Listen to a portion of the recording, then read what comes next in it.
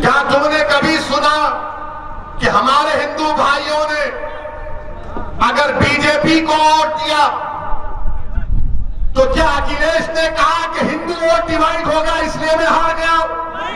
तुमने सुना कभी?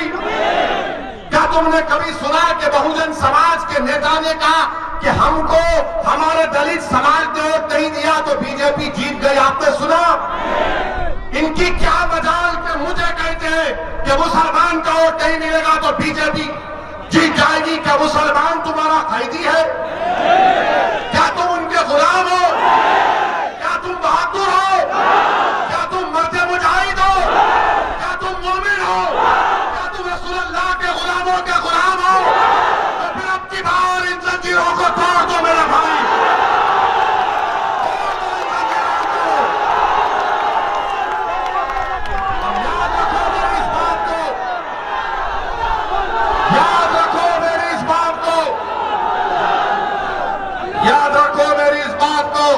बीजेपी मुसलमानों के वोट से नहीं जीत रही है।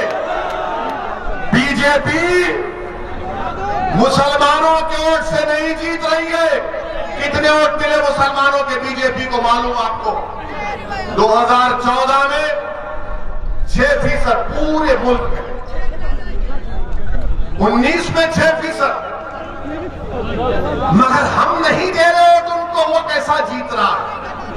बता इसलिए रहा हूं क्योंकि मेरे जाने के बाद ये समाजवादी के, बीएसपी के, कांग्रेस के सब लोग ये बड़े बड़े पहलवान आएंगे, उसकी बात का यकीन नहीं करना। जो टोपी और दाढ़ी लंबा है उसकी बात का यकीन नहीं करना। तो आपकी जिम्मेदारी है कि उनसे सवाल करना, ये सवाल करना। बोलो, अगर अखिलेश यादवों का वोट बीजेपी को पड़ गया तो अखिलेश ने नहीं कहा कि यादव समाज ने मुझे वोट नहीं दिया तो बीजेपी जीत गई। मगर अखिलेश यादव और बीएसपी कहते हैं कि मुसलमान हमको वोट नहीं देगा, मुसलमान अगर ओवैसी की बात में आएगा तो बीजेपी जीत जाएगी। अरे तुम यादवों को नहीं कहते, तुम हमारे हिंदू भाइयों को नहीं कहते और मुझसे कहते हो। क्या समझकर तुम कहते हो मैं कि मुसलमान तुम्हारा कैदी है? क्या मुसलमान तुमसे डरता है? क्या हमारी जिंदगी, हमारी रिस्क तुमसे है? अरे हमारा रिस्क तो अल्लाह देने वाला है। हमारी जिंदगी की गारंटी संविधान देता है, जिसको बाबा साहब अम्बेडकर ने बनाया। संविधान देता है आपको अपनी जिंदगी की गारंटी। एक इंसान की राइट टू लाइफ भारत के संविधान में एक फंडामेंटल राइट है। मगर ये अब आएंगे नहीं, ओवैसी की वजह से बीजेपी जीतती है। एक और हकीकत बता रहा हूं, पूरे पार्लियामेंट के चुनाव में हमने सिर्फ 3 पार्लियामेंट की सीट लड़ी। कौन सी? हैदराबाद, बोलो, औरंगाबाद और किशनगंज। इन 3 में 2 में हमको कामयाबी मिली। हैदराबाद की आवाम का लब्बर लाखों सलाम, हमने बीजेपी को हराया। मोदी भी आए थे मेरे लिए, मुझे हराने के लिए मोदी भी आए थे, अमित शाह भी आए थे, मगर दाल नहीं गली। औरंगाबाद, महाराष्ट्र, ये भी सुनो, याद रखो, ये जब आएंगे मेरे जाने के बाद, मेरे नौजवानों रिकॉर्ड करना इसको, व्हाट्सएप पे डालोगे ना, फसाद बुक पे डालोगे, फेसबुक नहीं है, फसाद बुक है, ट्विटर पे डालोगे, इंस्टाग्राम पे, सब पे डालना ये बात, ओवैसी के सवालात। औरंगाबाद में 21 साल का शिवसेना का एमपी था, 21 साल का। किसने हराया उसको? कांग्रेस ने हराया? नहीं, मजलिस इत्तेहाद और मुस्लिमीन ने उसको हराया और इम्तियाज जलील को वहां का रुकने पार्लियामान बनाया। अब बचा तीसरा किशनगंज, वहां पर मजलिस को 3 लाख वोट मिले। अख्तरुल ईमान हमारे बिहार के प्रदेश के सदर है। 3,25,000 नीतीश कुमार की पार्टी को मिले और 3,50,000 कांग्रेस को मिले। बीजेपी नहीं जीती वहां पे। अब आप बताइए कि जहां मैं लड़ता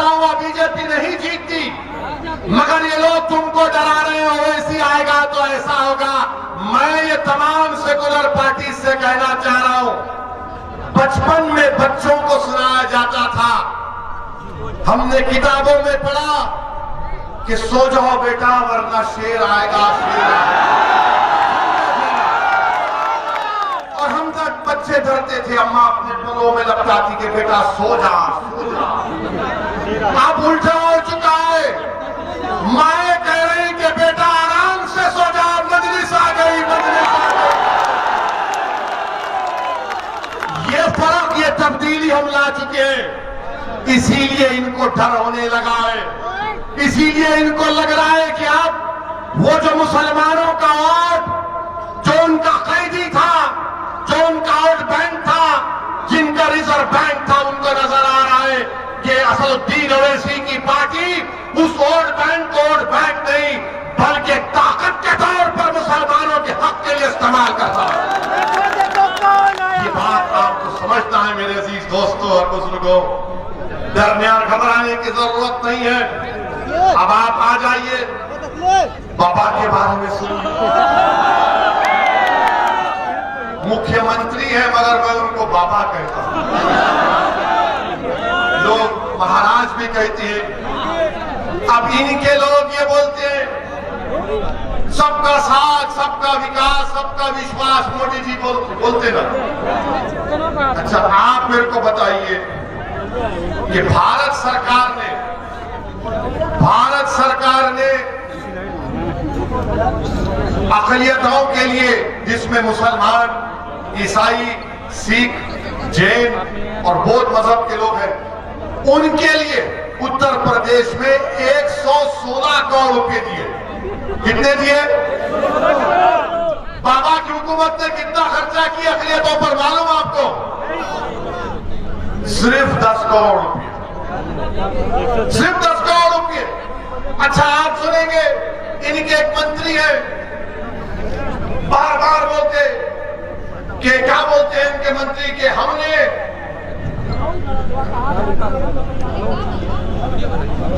इनके मंत्री कहते हैं कि हमने मुसलमानों को प्रधानमंत्री आवास योजना में हमने घर दिया है।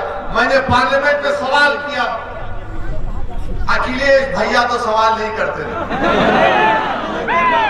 उनको मालूम कि लोग कहां जाएंगे हमको छोड़कर।